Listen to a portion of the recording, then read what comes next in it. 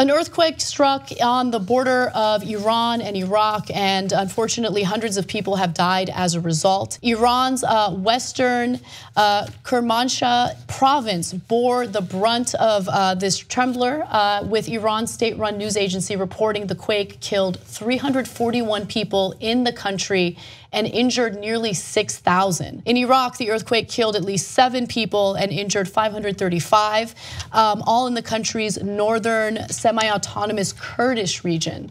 So what we've seen on social media in regard to some of the destruction is rather terrible. And honestly, when you look at this destruction, it's surprising that more lives weren't lost. But the community is getting together, coming together, and doing what they can to recover from this tragedy. I want to give credit to a government we almost never give credit to these days, which is Turkey. They rushed in to help, and they sent 3,000 tents and heaters, 10,000 beds and blankets. And so their neighbors, shouldn't they do that? Yes, they should. And but Iran and Turkey do not get along, and recently the Kurdish area voted for independence in September in a referendum.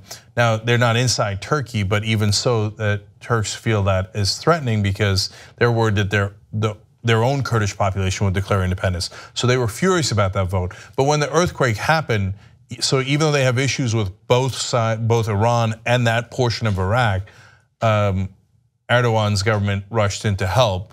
Not a guy we compliment often, but credit where credit is due, and he did rush in to help in Rohingya as well for Bangladesh. So that's positive. And by the way, it's also smart if America should rush in to help, right? Because yes, we don't get along with Iran, but it's a good moment to be magnanimous and to offer diplomatic, yeah, and offer help, which America actually, to be fair, does all the time. And we also criticize the American government fairly regularly. But we have been great with humanitarian aid in situations like this. So let's also rush in and help our fellow humans. If you like this clip of the Young Turks, you know there's a whole live 2-hour show, 6 to 8 p.m. Eastern every day. And you can download it or stream it and watch it without ads if you become a member. tytnetwork.com/join.